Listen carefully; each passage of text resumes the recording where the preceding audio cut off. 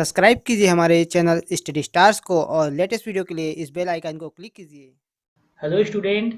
तो यहाँ पे आपका छत्तीसगढ़ के इतिहास का क्लास 1 स्टार्ट हो रहा है। पहला क्लास है आपका छत्तीसगढ़ के इतिहास का। तो हम लोग छत्तीसगढ़ का इतिहास से स्टार्ट करेंगे पढ़ना। तो चलिए देखते हैं हम लोग छत्तीसगढ़ के इतिहास में क्या क्या इंपॉर्टेंट चीजें हैं जो कि आपके एग्जाम के दृष्टिकोण से महत्वपूर्ण है। तो यहाँ पे देखिए आप, जैसे कि हम लोग इतिहास के बारे में बात करें तो इतिहास को पढ़ने के लिए 3 भागों में बांटा गया है। हम आसानी से उसे पढ़ सके, समझ सके, इसलिए उसे 3 भागों में बांटा गया है। जैसे कि प्राग ऐतिहासिक काल, आद्य ऐतिहासिक काल, ऐतिहासिक काल। तीनों का मतलब क्या होता है? देखिए, प्राग ऐतिहासिक काल का मतलब होता है जहां पर किसी भी प्रकार के कोई लिखित साक्ष्य नहीं मिले हैं। लिखित साक्ष्य नहीं मिले हैं तो प्राग ऐतिहासिक काल।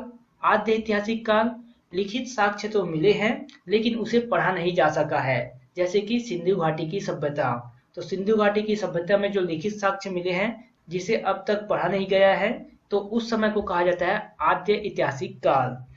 और ऐतिहासिक काल की बात करें तो देखिए, ऐसा समय जब लिखित साक्ष्य मिले हैं जिसे पढ़ा जा सकता है, जिसे समझा जा सकता है, ऐसे काल को कहा जाता है ऐतिहासिक काल। सामान्य तौर पर प्राग ऐतिहासिक काल को 3300 ईसा पूर्व के पहले के समय को कहा जाता है। 3300 ईसा पूर्व से लेकर 1500 ईसा पूर्व के समय को आद्य ऐतिहासिक काल कहा जाता है। इसी में सिंधु घाटी सभ्यता आती है जो कि 2500 ईसा पूर्व से लेकर 1750 ईसा पूर्व का समय है। आगे ऐतिहासिक काल है। ऐतिहासिक काल को 3 भागों में बांटा गया है, जैसे कि प्राचीन इतिहास, मध्य इतिहास और आपका आधुनिक इतिहास। तो देखिए, हम लोग ज्यादा डिटेल में नहीं देखते हैं इसको, हम जब हिस्ट्री पढ़ेंगे तब इसको हम लोग डिटेल में देखेंगे। आगे इसी में हम लोग देखते हैं। देखिए, प्राग ऐतिहासिक काल को 4 भागों में बांटा गया है। वैसे बेसिकली 3 भागों में बांटा गया है, पूरा पसार काल, मध्य पसार काल, नव पसार काल या उत्तर पसार काल। लेकिन यहाँ पर हम लोग छत्तीसगढ़ के बारे में पढ़ रहे हैं तब हम इसे 4 भागों में बांट कर पढ़ते हैं। तो यहाँ पे उत्तर पसार काल भी है और नव पसार काल भी है। पाषाण का मतलब क्या होता है? तो देखिए समझ लीजिए, पाषाण का मतलब क्या होता है। इतिहास का वह काल जब मानव का जीवन पत्थरों पर आधारित था। एग्जाम्पल के लिए, शिकार करने के लिए पत्थरों का हथियार बनाते थे, गुफा में रहने के लिए पत्थरों की गुफा में रहते थे, आग जलाने के लिए पत्थरों का उपयोग करते थे। इस समय को कहा जाता है पाषाण काल। तो पूरा पाषाण काल, मध्य पाषाण काल, उत्तर या फिर नव पाषाण काल जो है, इस समय का प्राग ऐतिहासिक काल का समय है। चलिए आगे देखते हैं हम लोग। जैसे कि मैंने बताया कि आद्य ऐतिहासिक काल क्या है, तो सिंधु घाटी की सभ्यता जो कि 2500 ईसा पूर्व से लेकर 1750 ईसा पूर्व के समय को सिंधु घाटी की सभ्यता का समय कहा जाता है। आगे देखिए, ऐतिहासिक काल। तो देखिए, इसके अंतर्गत प्राचीन इतिहास, मध्य इतिहास और आधुनिक इतिहास को रखा गया है।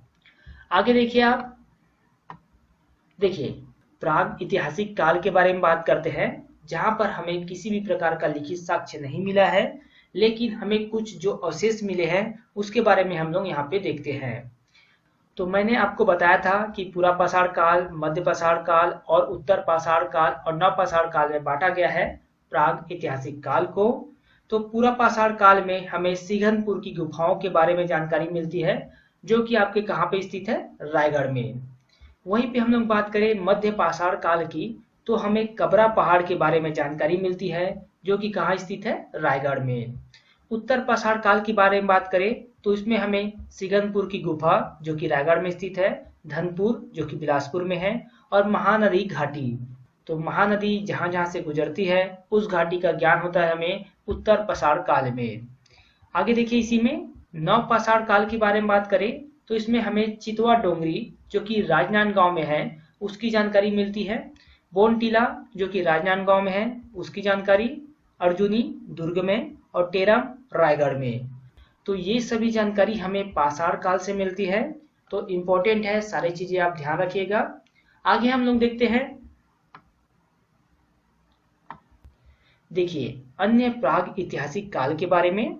तो देखिए, इस समय रायगढ़ से करमागढ़, बसनाछर, ओंगना, बोतलदा, लेखाभाड़ा, भंवरखोल, सोनबरसा इत्यादि जगहों की जानकारी मिलती है हमें प्राग ऐतिहासिक काल में। तो इम्पोर्टेंट है, रायगढ़ में हमें कहाँ कहाँ की जानकारी होती है प्राग ऐतिहासिक काल में।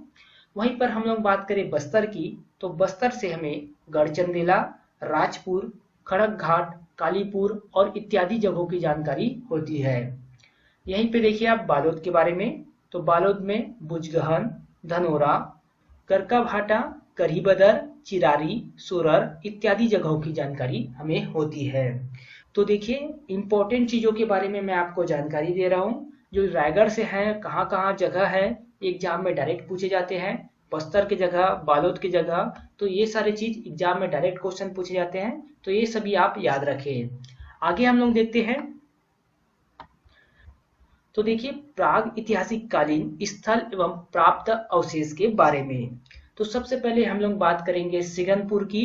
तो सिंघनपुर जो है रायगढ़ जिले में प्राग ऐतिहासिक कालीन शैल चित्रों से युक्त गुफाएं हैं, जहां गहरे लाल रंग से चित्रकारी अंकन की गई है। तो यहाँ पे क्वेश्चन बन सकता है कि किस रंग से चित्रकारी अंकन की गई है सिंघनपुर की गुफाओं में। फिर यहाँ पे देखिए शिकार करता हुआ मानव, देखिए लाल रंग से जो अंकित की गई है चित्रकारी, उसमें शिकार करता हुआ मानव है, सीढ़ीनुमा मानव आकृति है, प्राचीनतम शैल आश्रय इत्यादि की जानकारी होती है।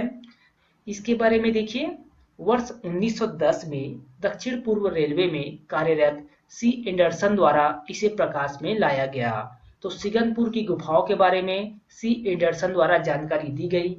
इंपॉर्टेंट है ये, खास करके ये सभी जो येलो कलर से हाईलाइट किया गया है।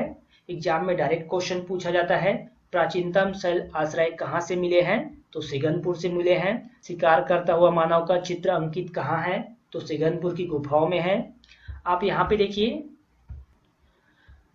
यहाँ देखिए ये जो चित्र अंकन किए गए हैं मध्य प्रदेश के भीमबेटका के गुफाओं के हैं।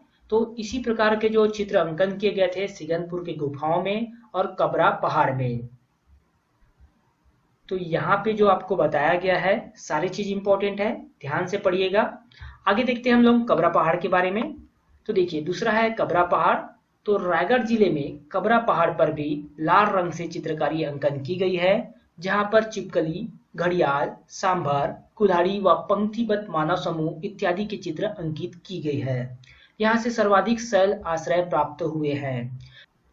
यहाँ पे ध्यान देने वाली बात है, अगर एग्जाम में पूछे कि प्राचीनतम शैल आश्रय कहाँ से प्राप्त हुए हैं, तो वो सिंघनपुर के गुफाओं से, और सर्वाधिक शैल आश्रय कहाँ से प्राप्त हुए हैं, तो वो कबरा पहाड़, ये भी कहाँ है, रायगढ़ में स्थित है, तो कबरा पहाड़ से प्राप्त हुए हैं।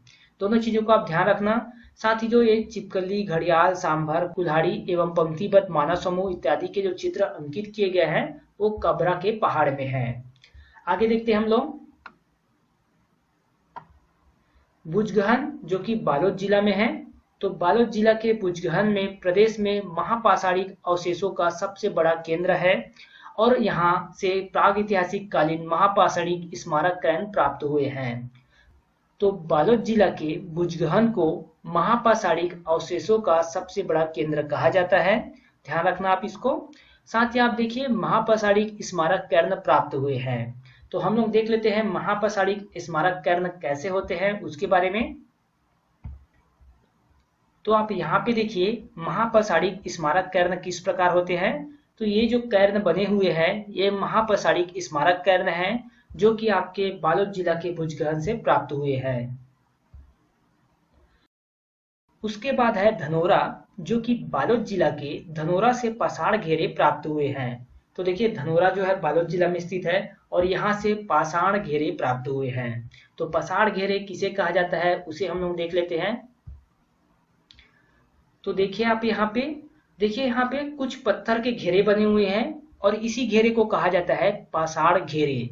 तो ये जो पाषाण घेरे हैं धनोरा से, बालोद जिला के धनोरा से प्राप्त हुए हैं। साथ ही गढ़ धनोरा जो कि कोंडागांव जिले से है, तो कोंडागांव जिले के गढ़ धनोरा से भी प्राप्त हुए हैं पाषाण घेरे।